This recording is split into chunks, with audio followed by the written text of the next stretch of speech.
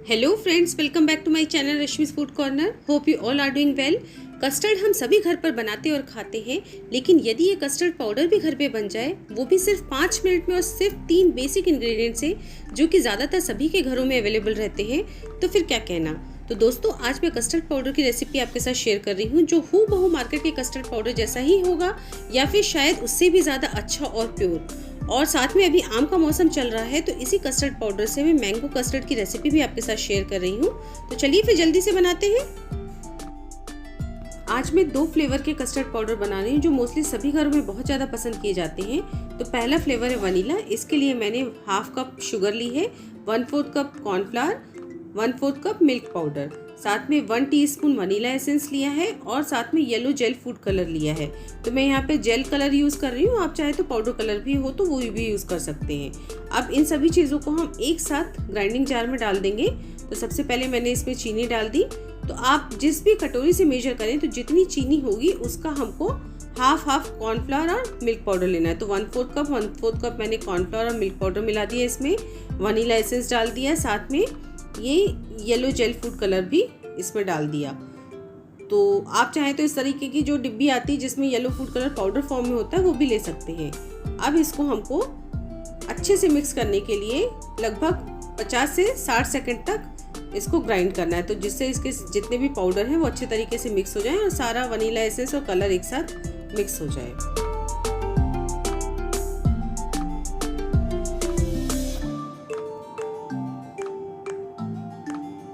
तो इसको लगभग मैंने 60 सेकंड्स तक अच्छे तरीके से ग्राइंड कर लिया है। और ये देखिए, बढ़िया येलो कलर का, हमारा क्रीम कलर का, बिल्कुल मार्केट की तरह कस्टर्ड पाउडर बनके रेडी हो गया है वनीला फ्लेवर का। बहुत ही अच्छा, देखिए कितना बढ़िया इसका टेक्सचर भी आया है।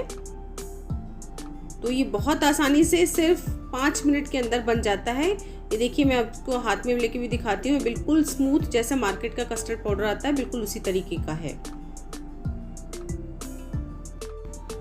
तो बस इसको अब हम एक एयर टाइट कंटेनर में बंद करके रख लेंगे और इसको आराम से आप फ्रिज में रखकर 4 से 6 महीने तक यूज़ कर सकते हैं। जिस तरीके का हम मार्केट का यूज़ करते हैं उसी तरीके से आप फ्रिज में रखिए और आराम से इसको यूज़ कीजिए।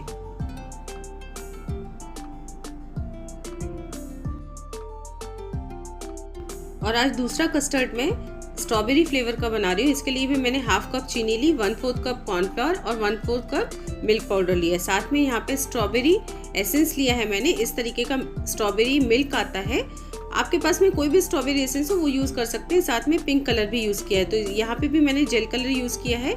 अब इसको भी बिल्कुल सेम प्रोसीजर है, हमने सभी चीज़ों को इस ग्राइंडिंग जार में डाल देना है और एक साथ मिक्स कर देना है। तो क्या होता है कि मिक्सर में चला देने से सारा कलर और सारा फ्लेवर एक साथ बहुत अच्छे से मिक्स हो जाता है। जब आप इसको हाथ से अगर इसको मिक्स करेंगे तो उतने अच्छे तरीके से मिक्स नहीं होता है, तो इसलिए मिक्सी में चला दीजिए तो बहुत अच्छे तरीके से ये मिक्स हो जाता है। और बस अब इसको हम वही 50 से 60 सेकंड के लिए अच्छे तरीके से ग्राइंड कर लेंगे।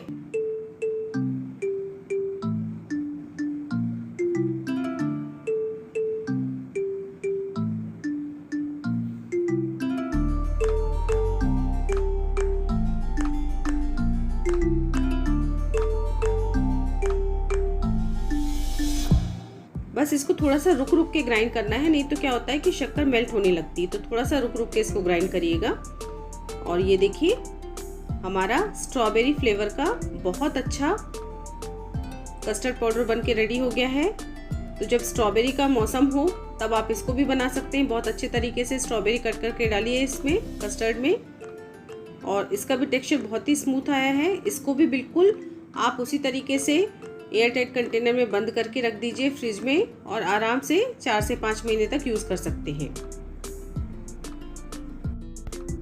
तो है ना ये बहुत ही आसान रेसिपी। इसी तरीके से आप दूसरे फ्लेवर्स जैसे पाइनएप्पल फ्लेवर, चॉकलेट फ्लेवर या पिस्ता फ्लेवर, जिस फ्लेवर को भी आप पसंद करते हैं उस फ्लेवर का कस्टर्ड पाउडर बना के रेडी कर सकते हैं। तो बस अब इसी कस्टर्ड से, वनीला फ्लेवर से, हम मैंगो कस्टर्ड किस तरीके से बनाते हैं आगे चलिए देखते हैं। मैंगो कस्टर्ड बनाने के लिए जो वनीला फ्लेवर का कस्टर्ड पाउडर हमने बनाया था उसको हम यूज़ करेंगे। इसके लिए एक पका हुआ आम मैंने कट कर लिया है, आधा कटोरी चीनी ली है, साथ में आधा लीटर फुल क्रीम मिल्क लिया है। तो अब ये जो वनीला कस्टर्ड पाउडर है इसको 2 टेबलस्पून मैंने लिया और इसी तरीके से ठंडे दूध में इसको मिक्स कर लेंगे। तो ये लगभग 3 से 4 टेबलस्पून मैंने दूध मिलाया इसमें। तो हमेशा कस्टर्ड पाउडर को ठंडे दूध में ही मिक्स करना चाहिए। अगर गर्म में आप इसको डाल देंगे तो इसके लम्प्स बन जाते हैं। तो अगर दूध नहीं बचा है, बाई चांस भी गर्म हो गया है सारा, तो उसको पानी में घोल लीजिए। तो पानी में घोल के डालिए, वो भी चल जाएगा, लेकिन ठंडा होना चाहिए। तो ये मैंने घोल लिया और साथ में एक पैन में ये पूरा का पूरा दूध डाल दिया है। और दूध डालने के बाद इसमें आधा कटोरी लगभग चीनी भी हम ऐड कर देंगे। तो चीनी की क्वांटिटी आप कम या ज़्यादा कर सकते हैं अपने टेस्ट के अकॉर्डिंग। यहाँ पे मैंने ये चीनी भी डाल दी। कस्टर्ड थोड़ा सा हल्का मीठा कम होता है तभी ज़्यादा अच्छा लगता है, और इसमें तो मैंगो भी डालना है हमको, तो उस हिसाब से ही चीनी की क्वांटिटी रखिएगा। तो कंटिन्यूस हम चलाते जाएंगे इसको ताकि नीचे से चीनी चिपके नहीं। और जब चीनी पूरी तरीके से डिज़ोल्व हो जाए, एक बॉयल आ जाए, तो इसमें फिर हम ये कस्टर्ड पाउडर डाल देंगे जो हमने डिज़ोल्व करके रखा है मिल्क में। तो इसको मैंने डाल दिया और ये देखिए बढ़िया सा येलो कलर आ जाएगा इसमें। और इसको चलाते जाना है कस्टर्ड पाउडर डालने के बाद, नहीं तो कस्टर्ड पाउडर नीचे से चिपकने लगता है। और इसको फ्लेम को मैंने लो कर दिया था। इस बीच में हम जो ये मैंगो कट करके रखे हैं इसके एक प्यूरी बना के रेडी कर लेंगे। तो ये मैंने सारा का सारा ग्राइंडिंग जार में डाल दिया है और एक फाइन प्यूरी बना लेंगे, इसकी पेस्ट बना लेंगे, बिल्कुल बिना पानी या दूध डाले हुए इसका हमने पेस्ट रेडी कर लेना है।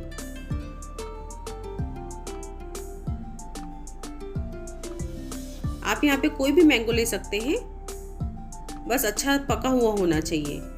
तो ये देखिए इसको मैंने करीब 5 से 6 मिनट तक लो टू मीडियम फ्लेम पे अच्छे तरीके से पका लिया है।